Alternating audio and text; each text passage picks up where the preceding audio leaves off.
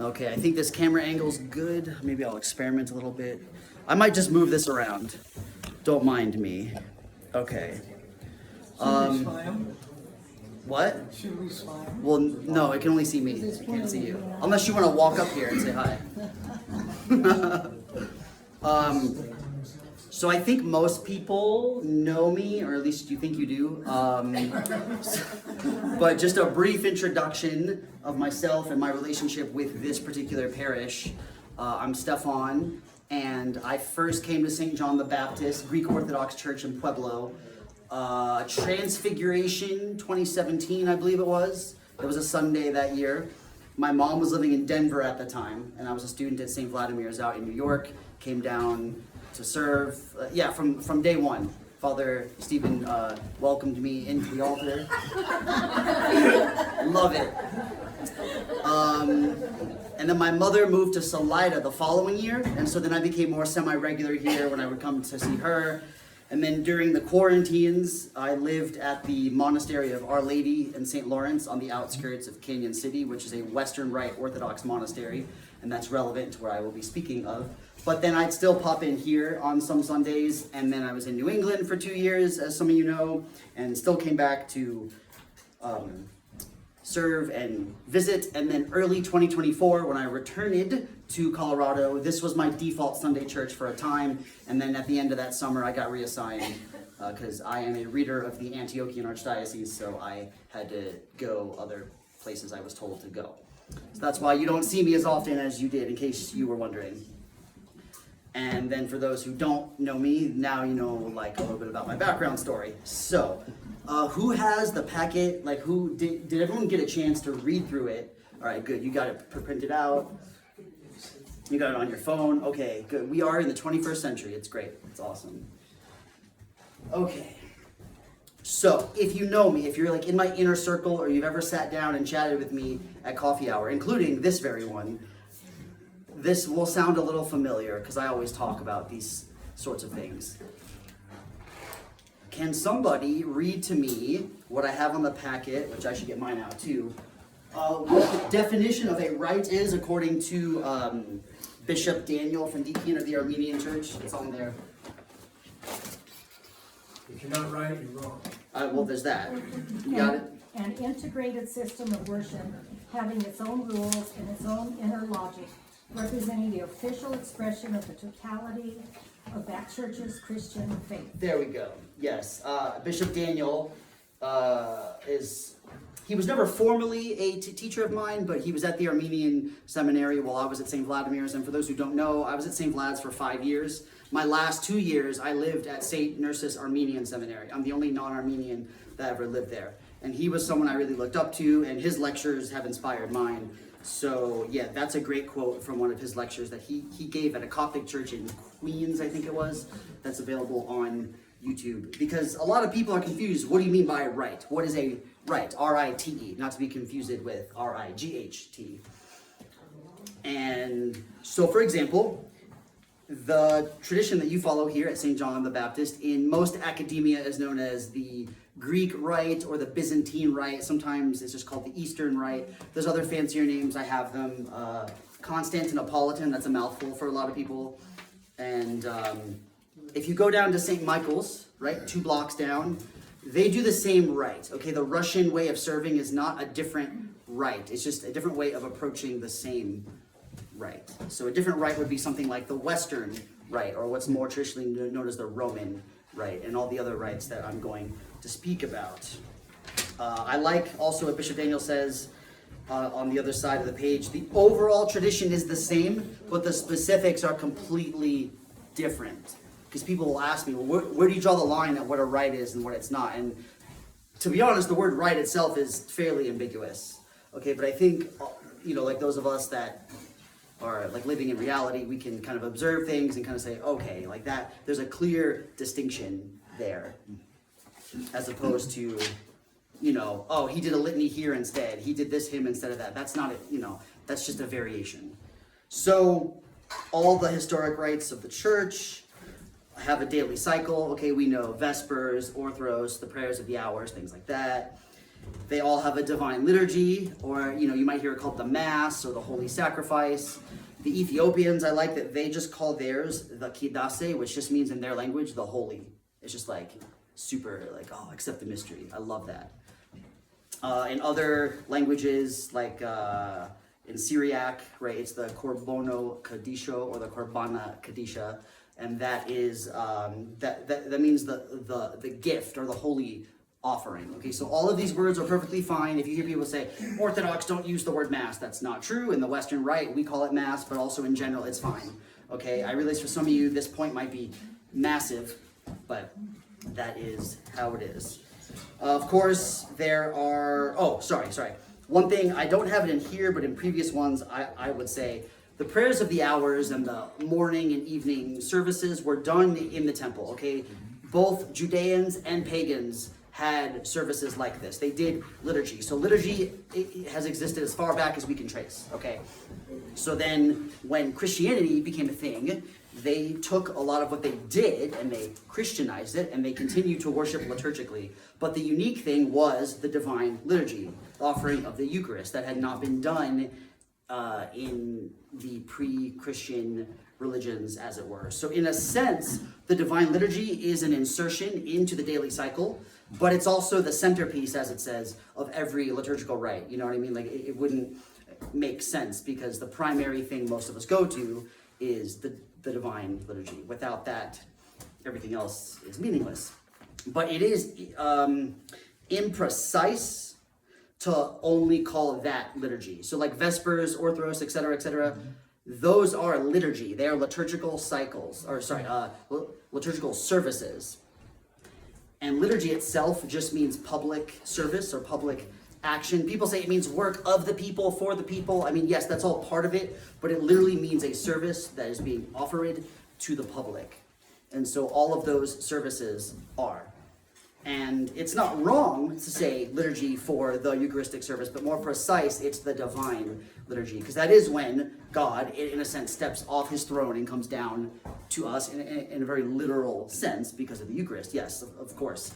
But to say like Orthros and liturgy is not entirely correct, because Orthros is part of the liturgical cycle of the church. Make sense? Everyone follow me so far? Good, awesome. You're doing better than a lot of other people do.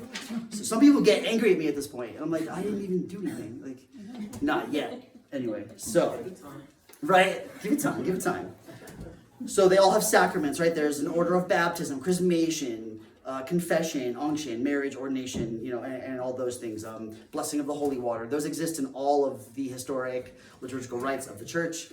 And you will see the word rite put in use in other ways. So you might open up a text that says the rite of baptism or the rite of holy matrimony. That's fine, because rite just means ritual. But the way we're using it specifically, when I tell you about the historic 7 rites, I've already put the definition before. But just don't be alarmed if you open up a text and it's like, oh, but he said rite means this. It could actually mean a lot of things, okay? But we're going to use it in a specific way for our purposes here. There's one thing that's always fascinated me is that every historic rite has about 8 modes of chanting, or has like 4, and then like variations would still make 8. And that'll vary as well between different usages of the rite. Because, again, like using here as an example, you go down to St. Michael's, they're going to be doing what like Slavic and Russian churches do, but they all have 8-mode systems as well. Here, it's the Byzantine chant, more or less, right? So, iconography, vestments, you guys are all Orthodox for the most part, right? So I don't think I need to sell you on that. It's important, and they will vary, again, within a rite, but also when you look at other rites, they will have very key things about their iconography, about their vestments. And then fasting. Fasting is obviously a very integral part of our existence as Orthodox, Catholic, and Apostolic Christians. Historically, every Wednesday and Friday was some kind of abstinence or fasting day, and of course we have fast-free periods throughout the year. We have longer times of fasting, and these will vary, again, with the different rites, and sometimes within a rite. They will vary as well, even what you're fasting from. There are practices of not eating till later in the day, but it's more free with what you actually can consume. And then some people are like totally vegan, uncooked food, and you still only eat once a day. So there's a whole spectrum of fasting norms. That's why Father Stephen always says, check with him or whoever your spiritual father or confessor is to kind of work your particular fast if you can't do exactly what is put forth on the norms. And then typicon, I've already covered this a little bit because I'm talking about uses of a rite. Typicon is the Greek word that basically means like order. And in the Byzantine rite itself, there actually is a huge book called the Typicon. And people speak of it like it's this all-seeing eye that like you must check everything for it. And other traditions have the same thing. And in the Western rite, we have two books that come out every year called the Ordo. And again, that just tells you how to put the services together, what to do with them. But there are various typicons, I think that's the way you would say that in the plural, in some of these other rites as well. And we're gonna start breaking them down now. So, well, I guess if you have it in front of you, I can't really be like, guess what the rites are, because that's, you know, yeah, like, just don't look and tell me. So basically, when we learn about these in seminary, they break them down into two liturgical families, so that people who are unfamiliar with them can kind of like conceive of them in their mind. So we usually say that there's Alexandrine and Antiochene. Now these are more archaic expressions of how to say Alexandrian and Antiochian, because we use those words now in a slightly different context. So I think at seminary they teach us the older words so that we can just kind of say, okay, most of the academic books we're going to crack open are going to use these words, and that's why. So the Alexandrine family includes the Western Rite or the Roman Rite, and the Egyptian or Coptic Rite. And see, sometimes the Coptic Rite will just be called the Alexandrian Rite because, you know, they were and are, actually, no, technically now they are based in Cairo, but historically they were centered in the city of Alexandria. And then we have the Ethiopian or the Tawahedo Rite as well. Now the reason these get put together is because North Africa was also very Latin and it bordered Egypt. And so there's this sense of shared traditions that come from Northern Africa that informed the development of these rites. So there are other scholars out there. I'm not claiming everything I'm saying is like official dogma and you have to obey me and like listen to everything I say, because you will find people who think that the Roman rite has like its own separate thing. They'll even say that there were multiple Western rites, which we can maybe unpack a little later if you're interested. If not, that's fine, because I don't believe it, but I know the scholarship behind it. So that's why. So don't be thinking, oh, all three of these just come from Alexandria. That's not quite what that means.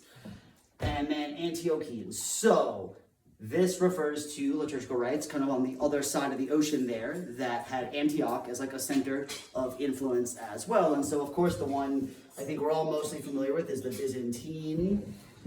And then you have the Armenian.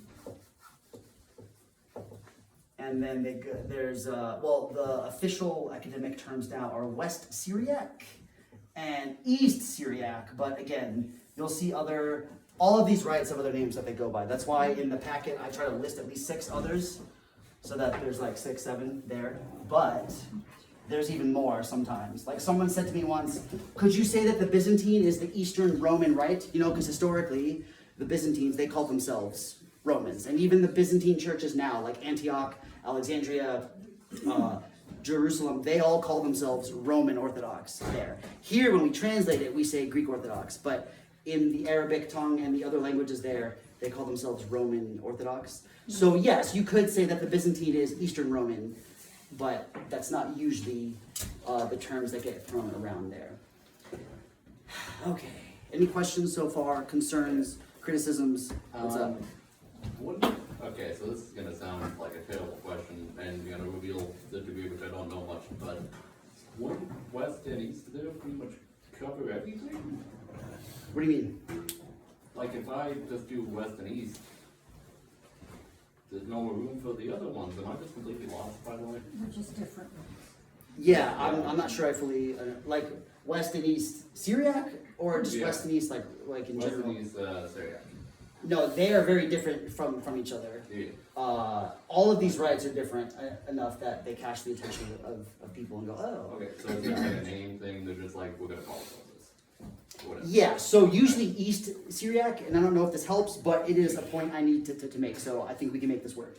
Yeah. East Syriac, often you hear these people referred to as Assyrian, Chaldean, Persian sometimes. Yeah.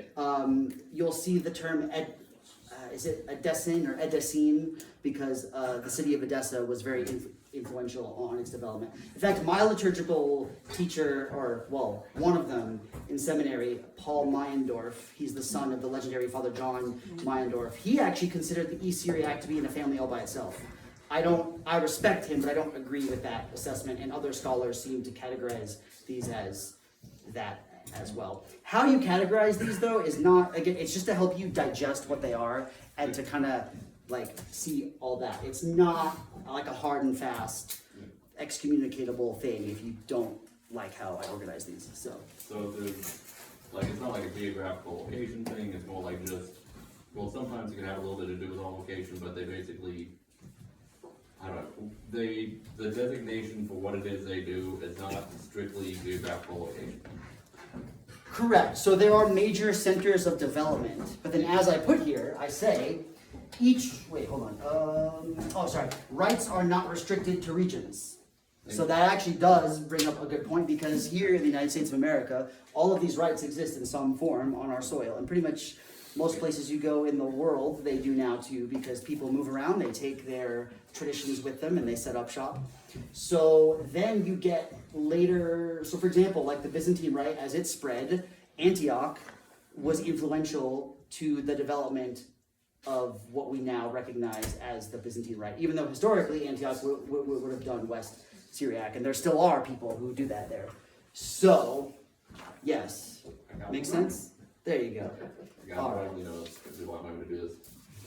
I have books that I can pass around. So what I did in seminary, I'd go through each rite and like talk about it and then pass the books around. I feel like you guys want something a little bit more, I don't know, exciting. So should I start passing the books around now, or do you want to look at them later, or later? Let's Okay. just continue with the presentation, please. Cool. Yeah, for sure. Well, I would have them look at it as I present. So, yeah. Okay. Let's see here. So I have on the packet as well the different churches here, and then what rite they do, more or less. Now, this isn't exhaustive. I used to include other groups that are not in communion with these others, but I think people misunderstood that I was like promoting these other groups, and I was not. I was just informing them that they also do liturgy. So, what I think the next best step is to explain the history here of, where the rites came from.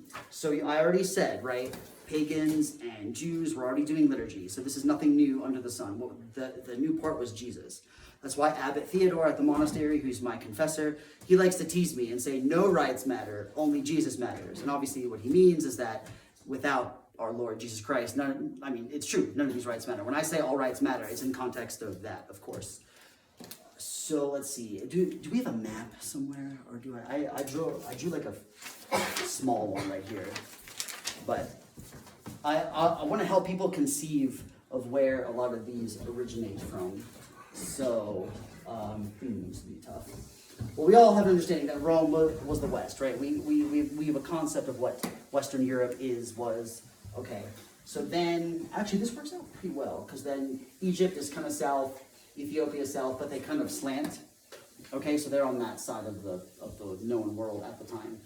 And then these rites kind of moved around a bunch. Like I said, Byzantium was a seaport that later became Constantinople, and then it became super influential to the point where other patriarchates and historic sees would adopt the Byzantine Rite as their liturgical tradition. That's why now in our current Eastern Orthodox Church, it's the majority of what you see, right?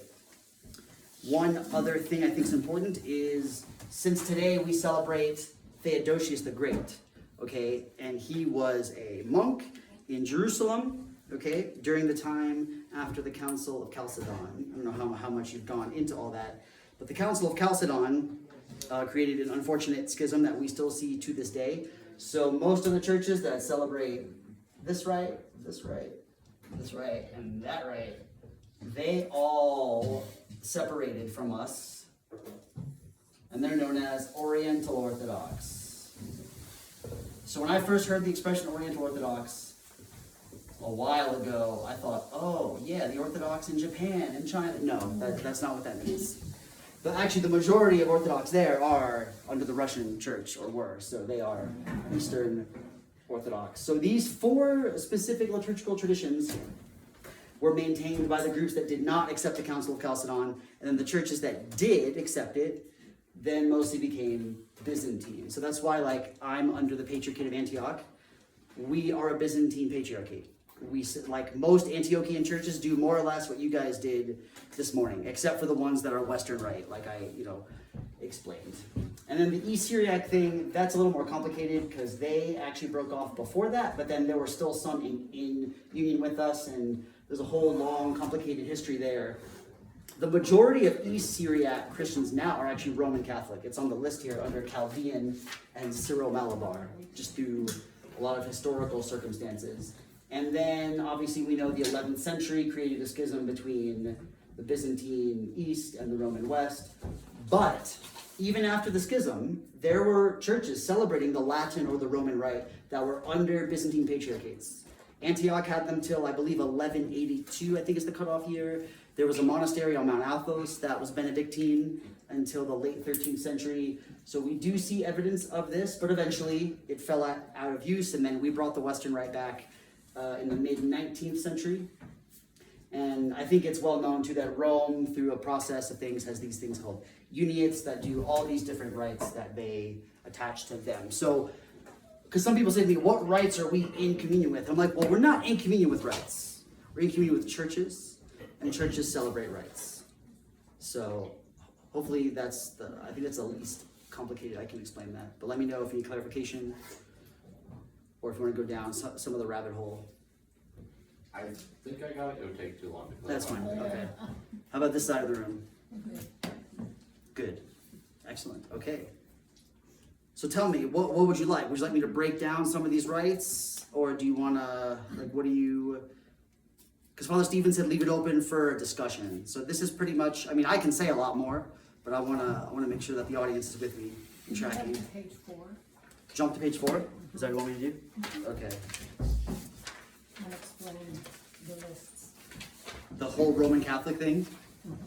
Okay, yes, because that gets complicated. Yeah, so, as I said, the Roman Catholic Church from, I guess I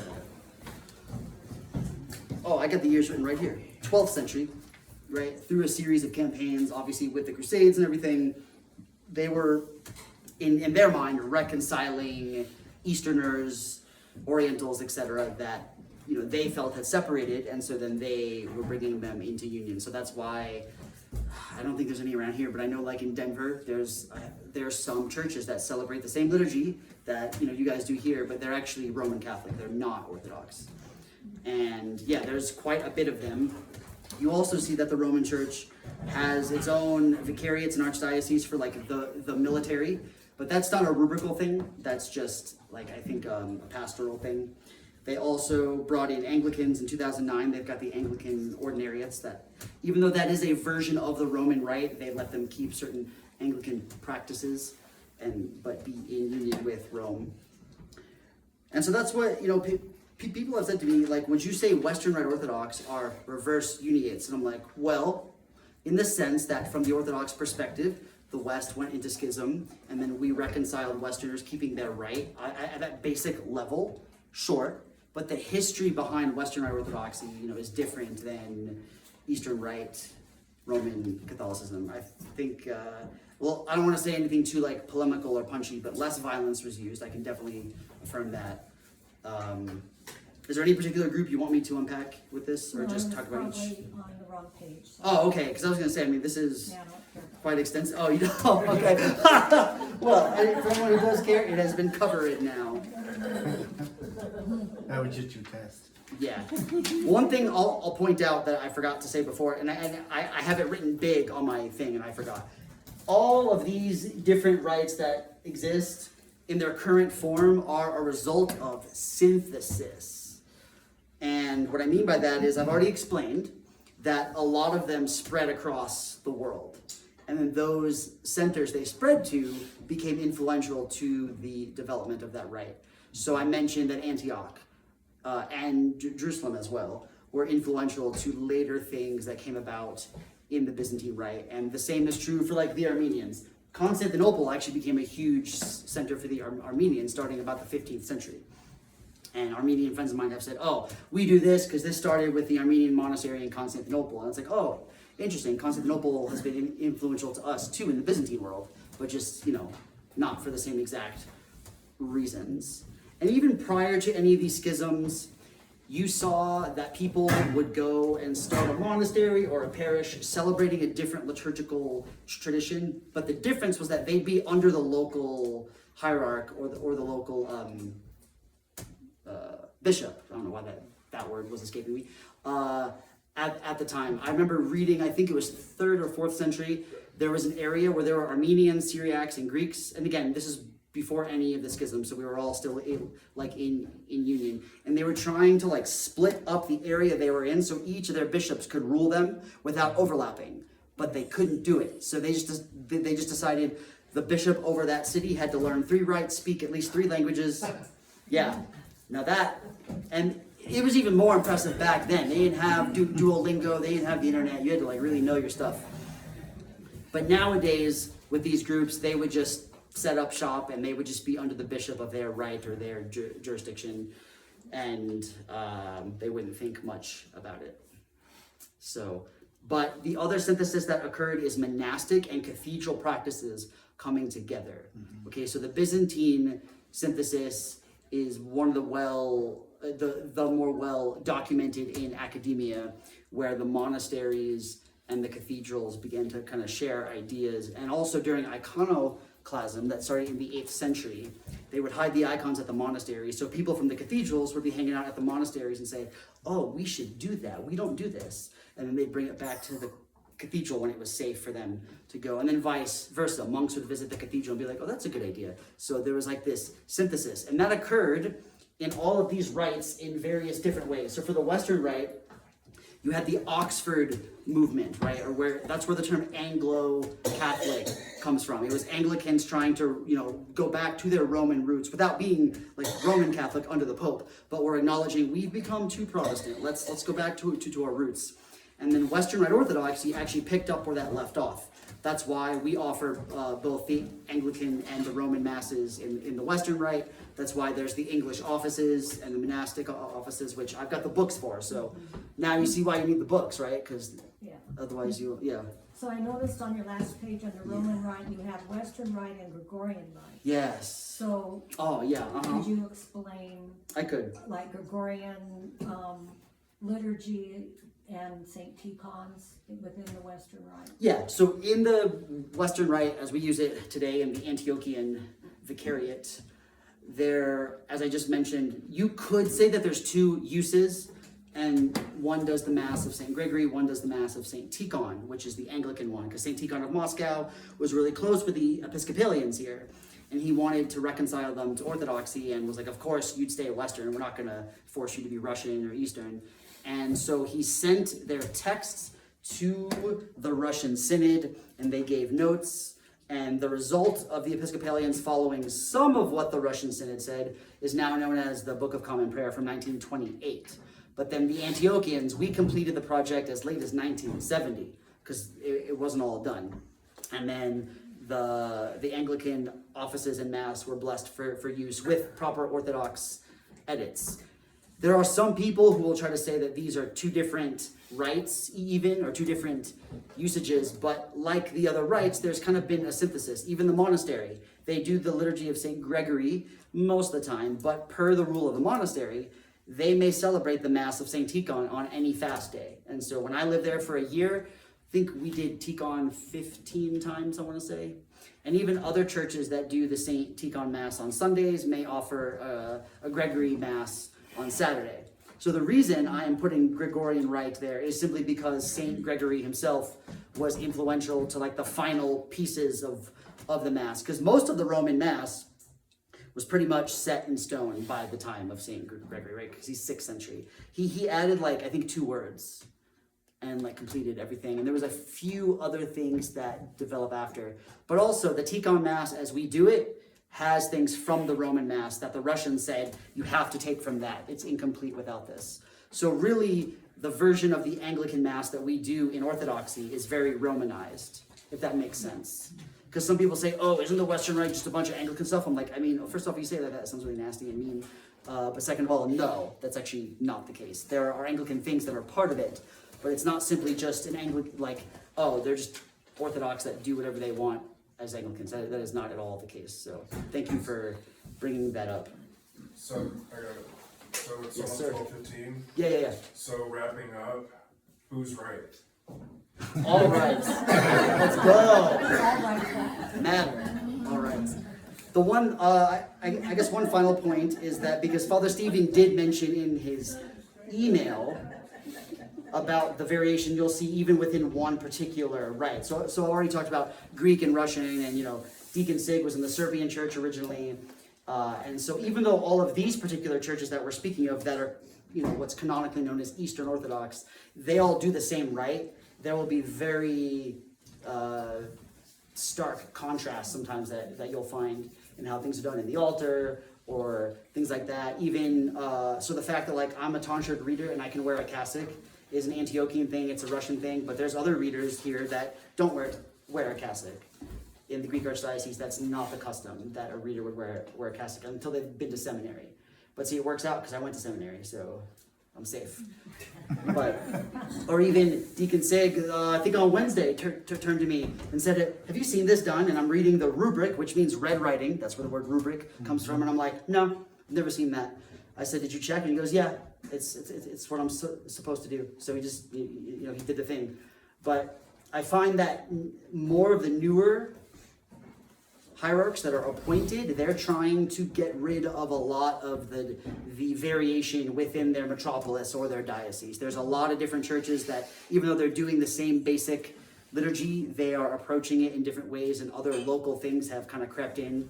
And what I've seen this in the OCA, I've seen this in ROCOR, I know it's happening in the Antiochian Archdiocese, especially in our Eastern Rite parishes, and of course I see it in the Greek Archdiocese, where there's like a cleanup thing that's going on. They want the churches to be more uniform. And that happens historically. All these rites have been through diversification, and then a synod or a patriarch says, no, trim it down to this. And they do that, but then guess what happens after that?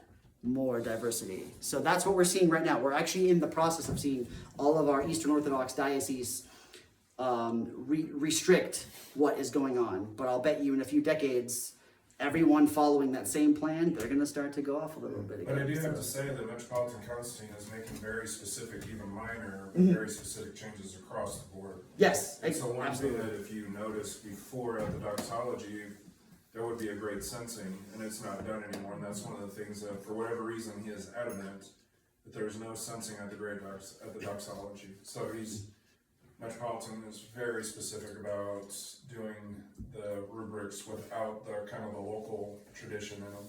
So. Yeah, and then there's other dioceses outside of the Greek ones that sense at the doxology. Right. When I was serving, I think the metropolis of Atlanta, they don't do the sensing at the epistle anymore. That was about, it was about like 10 years ago that they stopped with that for some reason. And I've served with some priests, I'm not going to say where or who or when, because then like you'll just want to know, it's gossip. But I've literally gone to do stuff that I've done in every other church. But then that priest is like, no, we don't do that. And I'm like, oh, okay. And I was like, but I'm pretty sure it was done at that other church. And they're like, no. I'm like, all right, I mean it was, but I'm not going to argue with their own church, you know what I'm saying? So people learn different things. Father Stephen was an Antiochian priest for a long time, and he even served at St. Michael. So he's got things that are not like your standard Greek thing that we do, but of course, we all obey the bishops, because if the bishop sees this, I don't want anyone thinking I'm instigating some kind of revolution here, Yes. Off with his head. Right? So who wants to see the books now? Okay, books. Let's go. I'm gonna if you want more thorough stuff, I can send you it on a PDF. There's stuff that's way more complex than what I have in my bag with me. So Oh, I was gonna ask you about the St. Coleman's prayer book. What is that? yeah, so the St. Coleman's prayer book was a Western Rite prayer book used by the Russian Orthodox Church outside of Russia. So we don't use that in the Antiochian. I don't think there's anything wrong with it. It's just it got more into the archaeology of the other Western masses that I was speaking of, right? That some people consider other Western rites. So that's what that was. Yeah. Don't fall asleep on that road that follows.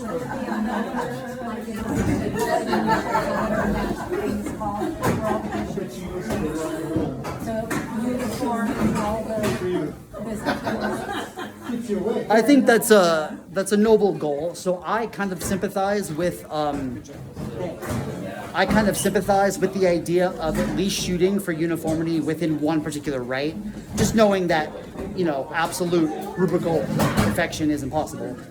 I'm sympathetic to that. I'm not into everyone in order to be considered Orthodox, everyone must do this rite. But within one particular rite, I think it makes sense, especially because it can be confusing for people to go to a church to serve something or attend something that you're moderately familiar with, but then they throw a bunch of curveballs. That's harder. I feel like that's harder than me just serving two different rites. Because people have asked me, oh, do you ever get Western and Eastern Rite mixed up? I'm like, no. I get variations of them mixed up, or this priest did that, or this pair, this whole. So yeah, so I'm not against that, but I think people are also going to have different ideas about what that uniformity should look like as well. The Russians and the Greeks certainly will not agree on what that's supposed to look like. Yeah.